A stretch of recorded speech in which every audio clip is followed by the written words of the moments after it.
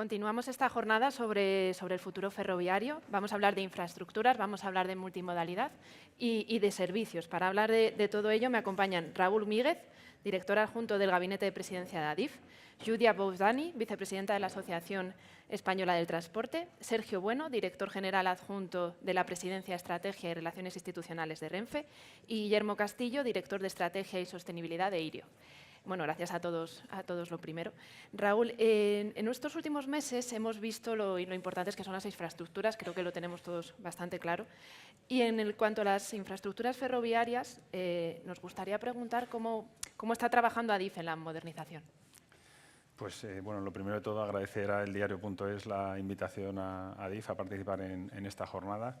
Si me permitís un breve inciso, simplemente en recordatorio a todos los trabajadores de Adif que están dándolo todo en Valencia para la recuperación de las infraestructuras ferroviarias. Se ha avanzado notablemente a lo largo de estos 15 días. Todavía queda trabajo por hacer, pero bueno, por respeto a mis compañeros que están allí trabajando al pie del cañón, quería hacer este recordatorio. Dicho esto, ¿qué está haciendo Adif para la modernización de las infraestructuras? Pues básicamente el ministro lo comentaba antes en sus declaraciones. Estamos invirtiendo a un ritmo vertiginoso como no se había visto nunca antes. Estamos invirtiendo en todos los frentes, desde actuaciones en las que se acometen mejoras de las instalaciones de comunicación en líneas de débil tráfico, como por ejemplo Cáceres, Valencia de Alcántara, hasta actuaciones de construcción de nuevas líneas de alta velocidad, como Murcia, Almería o Castejón, Pamplona, todo el rango de actuaciones. En estaciones lo mismo, estamos invirtiendo desde ejecutando pequeñas mejoras para la accesibilidad, mejoras de accesibilidad en estaciones de la red de ancho métrico, pero al mismo tiempo estamos también ejecutando duplicaciones de vía en líneas de cercanías, como entre Parets y La Garriga en Rodalíes, y, por supuesto, obras enormes como la transformación de Chamartín, que quizás es más conocida. También en el ámbito de mercancías, que no nos olvidemos que el transporte ferroviario de mercancías también es muy importante. En ese ámbito también Adif está haciendo un trabajo increíble en cuanto a volumen de inversión. Se están haciendo remodelaciones y mejoras en gran parte de todas las terminales de mercancías ferroviarias. Se están ejecutando mejoras y nuevos accesos ferroviarios a los puertos de interés general. Y estamos también mejorando las prestaciones de la red, adaptando, digamos, las secciones de paso para permitir servicios de autopista ferroviaria. En definitiva, Adif, la verdad es que estamos volcados en una vorágine de inversión como no se había visto nunca antes, con la idea de mejorar todos los aspectos de la explotación ferroviaria, la fiabilidad de las infraestructuras, las prestaciones que se otorgan, crear nuevos enlaces. Estamos atacando simultáneamente todos los frentes, con lo que eso a veces también conlleva todos los frentes a la vez. Algunos problemas, efectivamente. Y Sergio, una pregunta un poco en la misma dirección, porque al final como operador público, ¿cómo está invirtiendo Renfe Viajeros para modernizar sus trenes? En primer lugar, discúlpame y empiezo como Raúl, ¿no? Sí. Agradeciendo al medio la invitación para poder participar en estas jornadas y sumándome al agradecimiento a los profesionales que están dándolo todo estas semanas en Valencia y en las últimas horas también en Málaga. El principal reto, ¿no? Y la principal transformación en cuanto a la modernización de Renfe pasa fundamentalmente por situar al viajero en el centro de su operativa. Es un corrimiento del enfoque histórico que ha tenido siempre la compañía, ¿no? Donde primaba la operativa, el servicio, etcétera. Y creo que dentro de los compromisos que nos permite también alinearnos con la política de finanzas sostenibles que nos marca la Unión Europea, forma parte de esa transformación de la compañía, situar al viajero, como decía, en el centro de su acción. desde varios ángulos, mejorando los canales de comunicación, de información al viajero siempre a tiempo real, de forma y manera que permita organizar su viaje, que permita conocer las incidencias del día a día y desde ese punto de vista poder planificar su actividad. Para ello vamos a invertir del orden de 165 millones de euros en transformación y en innovación digital, y también teniendo un proceso de escucha activa a través de los procesos de experiencia de clientes para conocer activamente qué piensan, cómo mejorar y tener una interrelación mucho más fluida, ¿no?, con tu viajero. El tercer vector, como no puede ser de otra manera, también es la inversión en mejora de material rodante. Estamos inmersos en ella, el volumen de inversión ronda los 5.500 millones de euros, es una de las más importantes, si no la que más, en el contexto europeo, y son los 3 ejes en virtud de los cuales se pretende avanzar en esa modernización de la compañía. Guillermo, vosotros lleváis menos tiempo en el mercado español, pero también habéis cambiado, habéis cambiado todo el sistema. ¿Cómo ha cambiado la presencia de Irio en la realidad del servicio ferroviario? La entrada de Irio y de la competencia en España ha tenido un cambio radical en cuanto a oferta y demanda. Los datos hablan por sí solos. En poco menos de 5 años ha habido un aumento de oferta y demanda de más de un 80%, lo cual es increíble. Los pasajeros están muy contentos de tener más opciones, de poder elegir y que haya operadores adaptados a sus necesidades. Nosotros, el cambio principal que hemos traído es un producto centrado en la atención al cliente y en crear la mejor experiencia. Y así nos lo agradecen nuestros pasajeros, que nos valoran con unos índices de satisfacción muy altos y con una alta recurrencia y de viajeros muy leales a nuestro servicio. Yudia, como experta en esta materia que estamos hablando, ¿cómo ves todo el sistema? ¿Cómo percibes el sistema ferroviario en España? El sistema ferroviario, bueno, pues tiene evidentemente muchos challenges, retos actualmente, pero sin embargo ha habido un punto muy positivo, y es que durante muchos años se abandonó el sistema ferroviario frente a la infraestructura viaria que se desarrolló mucho, el mundo del automóvil. Pero yo creo que ha habido un momento en el que de repente se volvió al tren. ¿Por qué se volvió al tren? Por un lado, con la aparición quizás de la alta velocidad, que ha hecho que esas distancias, esos tiempos que eran tan largos, no sean tan largos. Y luego también está el tema de la sostenibilidad, del consumo, en el consumo energético, todo esto, y las directrices de la Unión Europea, que han hecho que cada vez más se apueste más por una solución mucho más sostenible y más ecológica. Ahora os lanzo una pregunta, cada uno que quiera, que se sienta interpelado, que la responda. En los últimos meses hemos estado hablando, yo creo que más que nunca, de trenes en todos los medios y también de problemas. Y en el mes de agosto el ministro tuvo una frase que generó mucho debate cuando dijo que el ferrocarril vive en España su mejor momento. ¿Estáis de acuerdo con esta afirmación? Yo me lanzo. Yo sí estoy de acuerdo, sobre todo teniendo en consideración el contexto en el que se pronunció el ministro en una comparecencia, si no recuerdo mal, en el Congreso, a raíz de los problemas definidos como caos ferroviario. En fin, yo creo que hay que situarse en la realidad del sector. La realidad del sector es que estamos en máximos niveles históricos de uso del ferrocarril, gracias en parte a la liberalización en el ámbito del segmento comercial, gracias en parte también a las ayudas del Gobierno para el uso gratuito de las cercanías y las relaciones de los servicios de proximidad. Estamos en volúmenes históricos de inversión en el ferrocarril, tanto en infraestructuras, como he comentado, como en material rodante por parte de los operadores. Y estamos en una situación en la que se normaliza que circulen 6.000 trenes, más o menos, de media, diarios, con un volumen mínimo de incidencias relevantes. ¿Qué pasa? Al mismo tiempo, como decía antes, tenemos unos volúmenes de inversiones muy enormes, con obras que además se simultanean con la explotación ferroviaria en muchos casos. Eso en ocasiones genera perturbaciones, se producen efectos negativos y efectivamente pues, tenemos problemas que terminan afectando a los usuarios. Pero, insisto, la fortaleza del sector es que manejamos unos volúmenes de movimientos de trenes diarios muy elevados. La gente ha normalizado esa situación y es verdad que en cuanto tenemos problemas pues, nos exige que se solucionen, pero el panorama de la realidad ferroviaria, a mi juicio, sí que es histórico en este momento.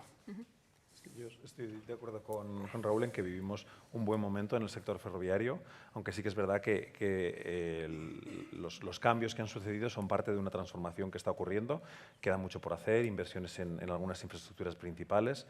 Entonces, viviremos quizás el mejor momento en unos años. Pero ahora mismo sí que hay un buen momento, hay algunas incidencias, pero se están resolviendo de forma muy buena entre todos los actores del sector. También cada vez todos los actores remando en la misma dirección y aprendiendo a trabajar mejor en un sector en competencia, en el que todos colaboramos para dar la mejor atención posible a los pasajeros. Entonces, trabajando y mejorando, pero es definitivamente un buen momento. A mí lo que me gusta es que hay una política nacional para fomentar el tren. Y desde ese punto de vista, pues se ve, como decía, que todo el mundo está remando en el mismo sentido. Tanto la industria, tanto todas las nuevas tecnologías. Evidentemente, las infraestructuras ferroviarias pues necesitan un desembolso muy elevado. También tienen un desarrollo tecnológico que implica muchos años de desarrollo, muchos temas de seguridad, igual que se habló en la mesa aeronáutica, que necesitas unas certificaciones, unas aprobaciones, tanto para sacar un tren al mercado como para sacar una tecnología de señalización al mercado, como las telecomunicaciones, que al final no puedes hacer esos cambios de forma tan inmediata que al final se paraliza mucho. Pero sí es bueno, es un buen momento, quizás porque al final, al estar en la polémica, es porque la gente se está fijando en ello y algo se está haciendo, se está evolucionando. Es parte del juego el estar en esa polémica, ¿por qué no? Pero eso quiere decir que es de interés de todos. Sin duda estamos en un muy buen momento. Es decir, lo que no se puede es descontextualizar las palabras del ministro, porque son una referencia estructural a cómo está el sector, como dicen mis compañeros.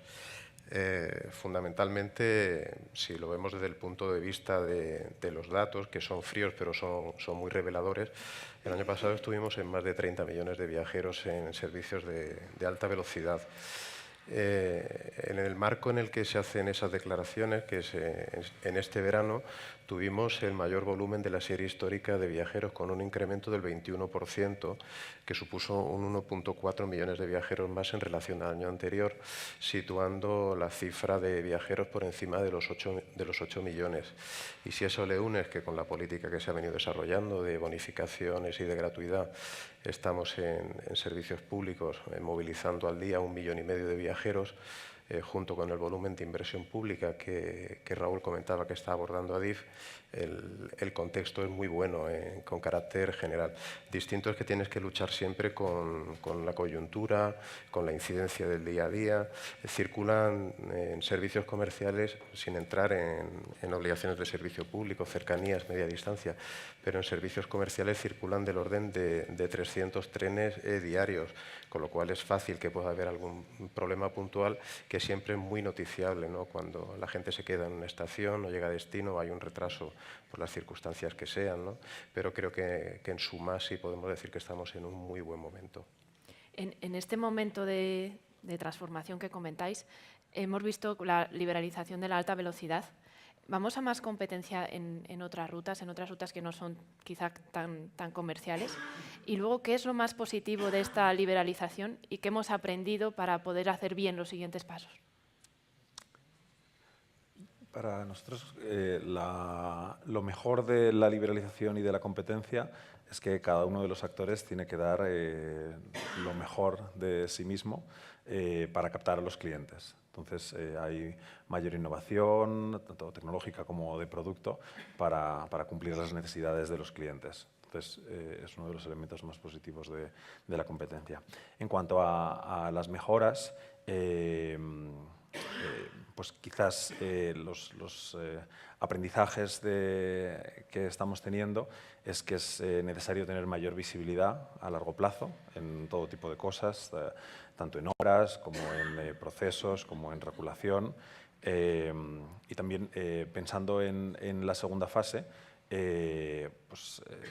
intentar entre todos crear un modelo sostenible y un sector fuerte. Entonces hay ciertos aprendizajes de la primera fase en el que en algunas rutas hay quizás un exceso de oferta, entonces en generar unas ocupaciones medias más bajas que tampoco no generan un sector fuerte. Sí, nosotros como operador incumbente la liberalización nos motiva.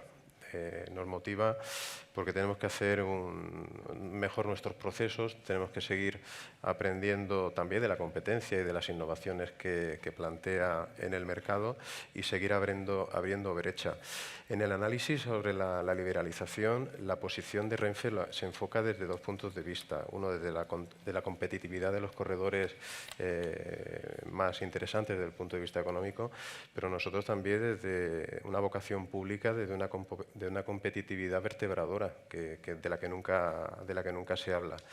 Es decir, Renfe cohesiona el país porque nosotros operamos en un mercado liberalizado y competitivo también líneas que son altamente deficitarias, pero hay que prestar esos servicios porque son necesarios para equilibrar territorios, para dar satisfacción a las demandas demográficas de la ciudadanía y su día a día, con lo cual competimos, no diría con una mochila que nos pese, sino que nos incentiva más todavía.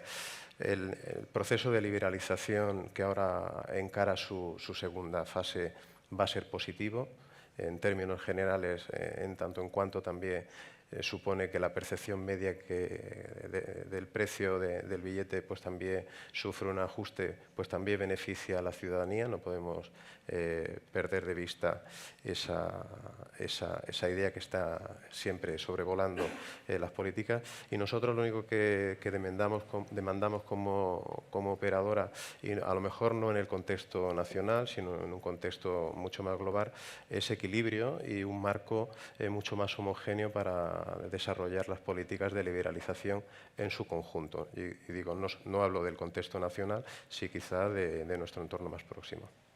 Sin decir ningún nombre, pero... No, es una reflexión. Sí, sí.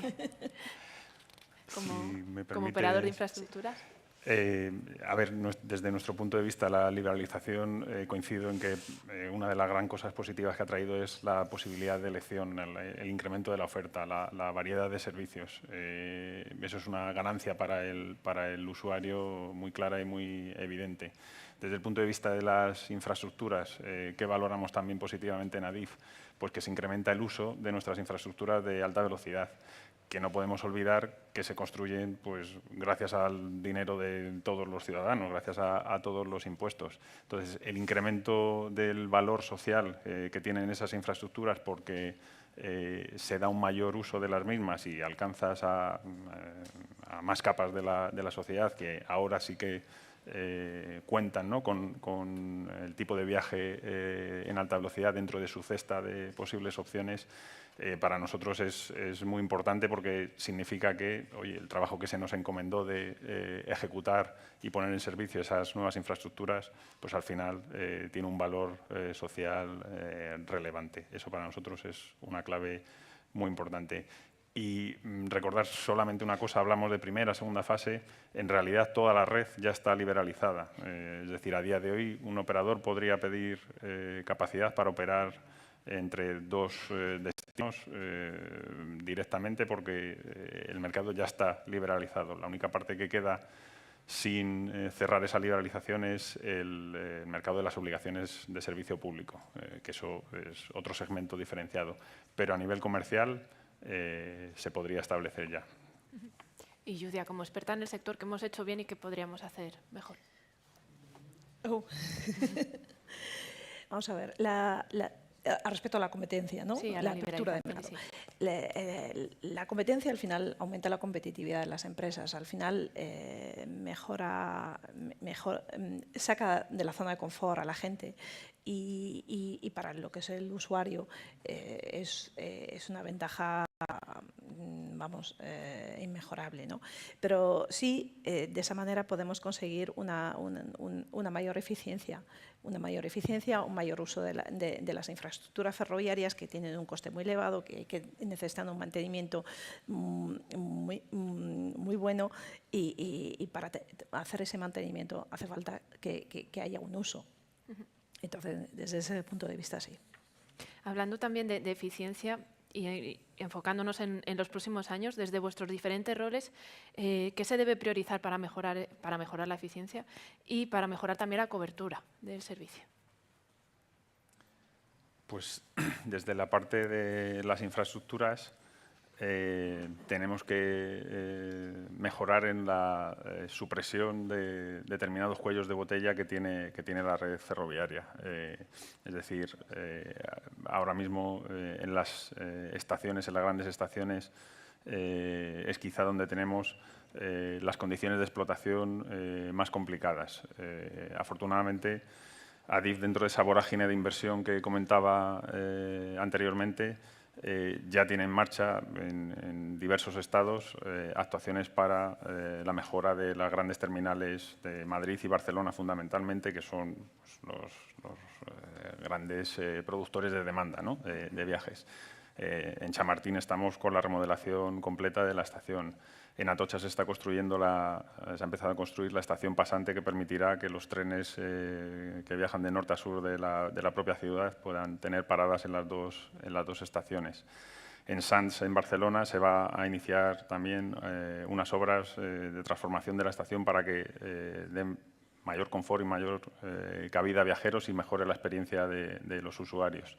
Y, por supuesto, en Barcelona está también la nueva estación de Sagrera que permitirá aliviar y descongestionar Sants, que ahora mismo pues es uno de los puntos críticos de la red de alta velocidad, porque la operativa en una estación con tan pocas vías de ancho estándar nos complica mucho. Entonces, desde el punto de vista de Adif, la mejora pasa por actuar en esos puntos, seguir extendiendo la red para que se permita optar a más destinos con tiempos de viaje competitivos y seguir en esa línea.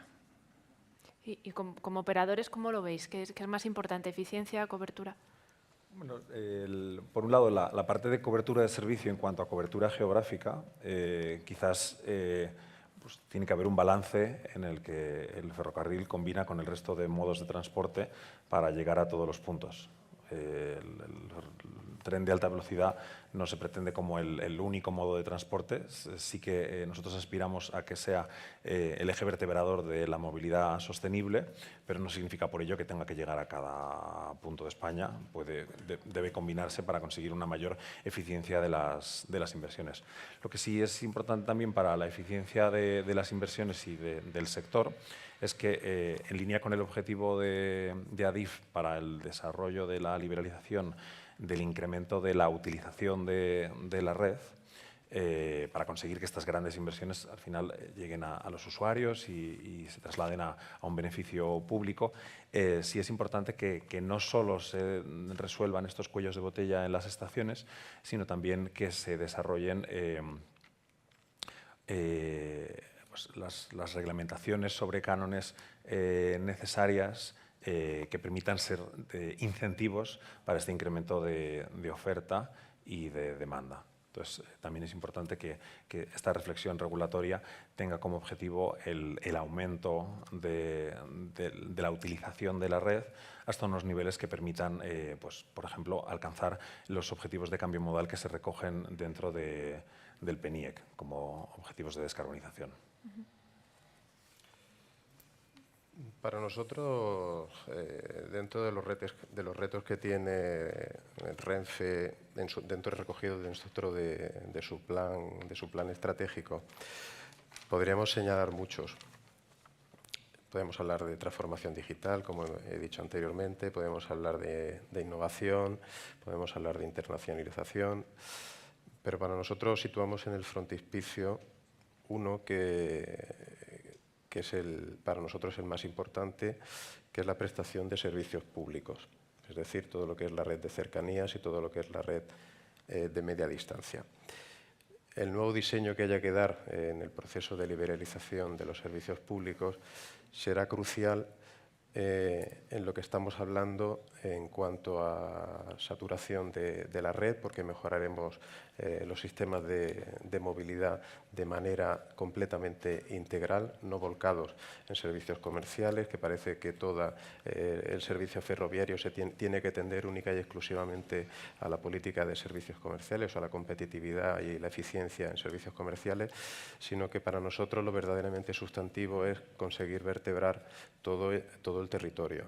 Y cuando hablo de servicios públicos lo hablo también desde otra óptica. El viajero de servicios comerciales es un perfil muy determinado, pero la movilidad del día a día, la movilidad del centro de trabajo, la movilidad de los estudiantes, esa debe ser para nosotros el foco de actuación durante los próximos años, sin perder de vista otras consideraciones que desde el punto de vista de la regulación, como puedan ser los cánones, cómo quedarán o no, hacia dónde debe dirigirse o no Adif de la mano de como administrador, que son otros elementos que sí que sobrevuelan, pero lo que creemos que tener claro cuáles son los objetivos que nosotros nos fijamos a medio y largo plazo para mejorar la movilidad.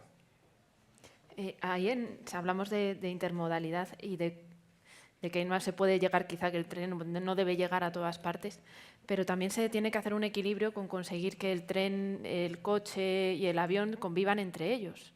Ahí, ¿cómo lo hacemos? ¿Cómo tenemos que avanzar para conseguir una intermodalidad más eficiente?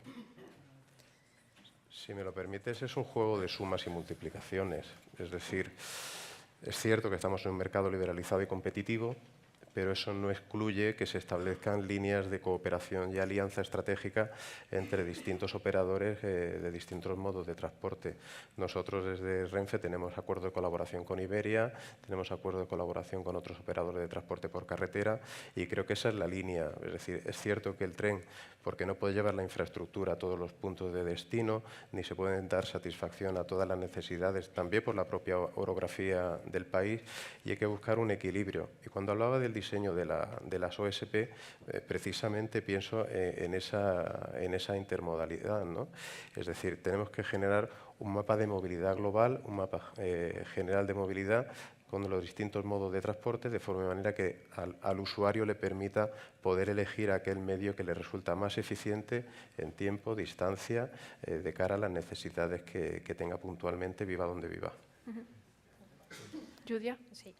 Nosotros, vamos a ver, nosotros desde la Asociación Española de Transporte, donde estamos representando a todos los medios de transporte, nosotros creemos que conviven y deben convivir, porque el tren no puede llegar a todas partes, porque el tren no puede estar en todos los puntos. Entonces, lo que queremos ver siempre es cuál es el medio más eficiente en qué lugar. Luego, evidentemente, hay zonas o momentos de solape entre unas tecnologías y otras que puede haber ahí competencia, pero en general hay que optimizar. Hasta el momento no se ha optimizado mucho, pero ahora cada vez somos más conscientes y es ahí donde se incide mucho. Evidentemente, ahora, como están los compañeros, están hablando mucho más del tema pasajero, viajero, pero hay un tema muy importante que en España durante muchos años se ha tenido muy de lado, que es el tema de las mercancías. Las mercancías, se tiene que trabajar mucho para fomentar, para aumentar la capacidad, para aumentar la cuota de transporte de mercancías. Sí. Ahí, Guillermo, que estaba pidiendo la palabra también. Sí, bueno, respecto a mercancías no es nuestro no es foco, pero pata. sí que la multimodalidad es uno de los focos de IRIO. Hemos creado una marca específica para ello, IRIO Conecta. También acuerdos comerciales con tanto empresas de taxi, de alquiler de coches, transporte por carretera, autobús y aerolíneas. Estamos trabajando para ofrecer la mejor experiencia multimodal al pasajero, pero sí que hay algunos elementos o fricciones que se deben resolver o que se debe reflexionar a nivel general.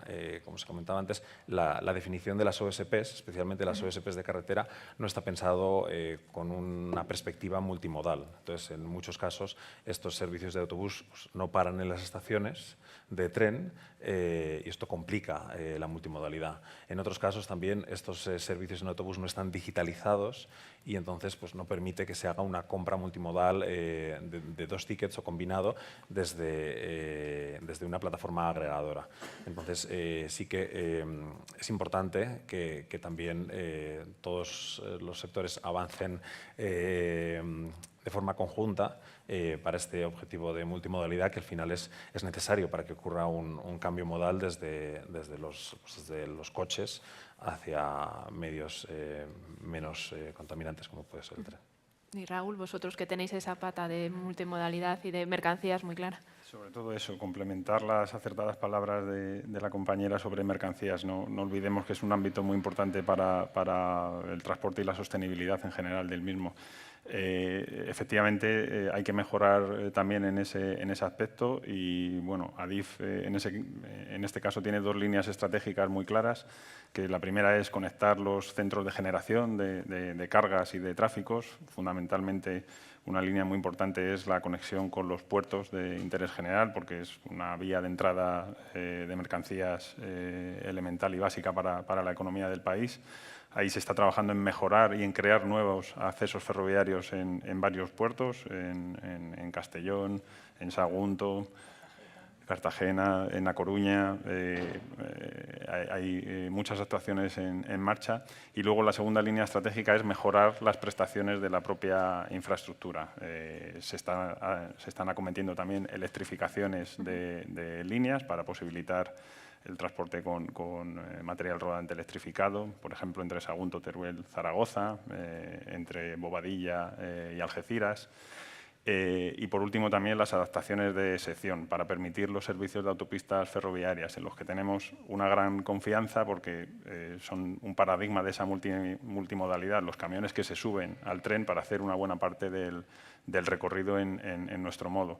Ahí también se está cometiendo una inversión muy relevante para adaptar todo el trazado entre Algeciras, Madrid y Zaragoza, que permita unos transportes de mayor capacidad y aliviar un poco todo el tráfico que viene desde Marruecos atravesando el estrecho y que supone un montón de camiones atravesando la península. En ese objetivo de reducir el número de camiones que circulan por las carreteras, tenemos los objetivos de descarbonización por delante y el tren está claro que va a ser una clave. ¿Cómo estáis afrontando este reto y qué medidas consideráis que habría que priorizar?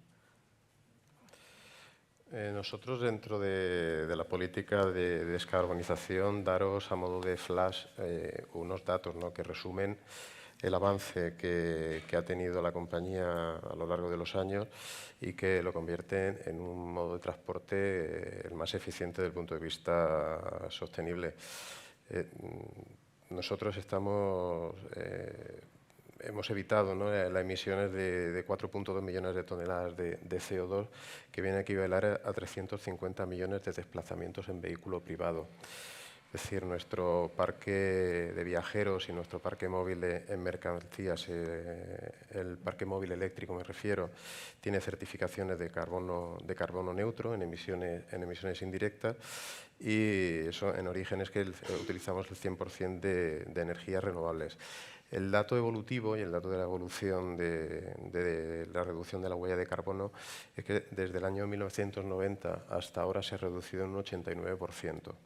Es decir, la tendencia es a culminar esos escenarios de descarbonización de manera completa dentro de los objetivos que marca el Ministerio y a la vez estamos volcados en el apoyo a distintas iniciativas desde el punto de vista de la innovación y de la investigación por parte de empresas de producción de material ferroviario y en las próximas semanas se presentarán algunos avances en ese sentido con medios de combustión alternativos al diésel o incluso al eléctrico, ¿no?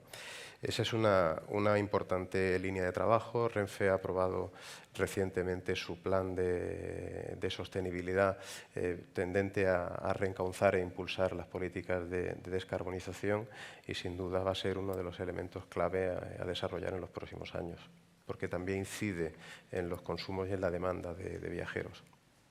Guillermo, ¿vosotros? El tren de alta velocidad eléctrico y suministrado 100% por energías renovables de garantía de origen es el medio de transporte más sostenible o más descarbonizado. Entonces, los objetivos que se han puesto a medio o largo plazo para descarbonización de la economía, pero especialmente descarbonización del transporte, son muy, muy ambiciosos. Entonces, aquí sí que consideramos que el cambio modal del coche al tren de alta velocidad es una palanca súper importante y casi necesaria para poder llegar a cumplir esos objetivos. Entonces, para ello es importante también que todos pues apostemos por este cambio modal, y hay ciertas reflexiones que quedan pendientes, como puede ser el cómo hacer una multimodalidad efectiva, que todavía queda mucho trabajo por hacer, tanto en la conexión entre tren y avión como entre tren y carretera, autobús o coche en la última milla. También una reflexión importante a nivel peajes, para pues, balancear el coste que pueda tener ciertos viajes entre los dos modos. También es una de las herramientas que permite o que favorece el cambio modal. Y por último también pues, creemos que este concepto del cambio modal o de la priorización del tren de alta velocidad frente a otros modos con más emisiones de carbono debe ser tenido en cuenta en todas las acciones que se toman desde el Ministerio. Entonces, por ejemplo, nos extraña que en el caso del verano joven pues, hubiera mayores ayudas para el autobús que para el tren, cuando pues, es no tan alineado con estos objetivos finales de descarbonización. Y Yudia, ¿cómo lo ves esta reflexión sobre los objetivos medioambientales? Los objetivos medioambientales se pueden conseguir, pero también hace falta, o sea, yo voy a hablar desde otro punto de vista, que es también hacer el tren más eficiente. Para hacerlo más eficiente necesita una mayor digitalización, una mayor automatización, que dependa menos del riesgo factor humano también. Y para hacerlo, combinado con esa multimodalidad, con los otros medios, y que permita reducir tanto los consumos energéticos como las emisiones. Hay una política actualmente en la Unión Europea, por ejemplo, se está invirtiendo mucho dinero, por ejemplo, para que los ruidos o las emisiones sonoras de los trenes de mercancías sean menores. Y, por ejemplo, eso es una iniciativa que se está llevando a cabo, entonces se está invirtiendo también bastante dinero en reducir, por ejemplo, esa emisión en concreto. Y luego, pues, evidentemente, todo esa interconexión, cuando digo automatización, me refiero a la automatización de tener también los diferentes procesos, porque actualmente está muy desligado un sector del otro. Y Raúl, vosotros como operador, ¿cómo enfocáis esa meta de descarbonización? A ver, como ha señalado Guillermo, en el plano infraestructural el ferrocarril está en una posición aventajada porque ya tiene parte de la electrificación interiorizada.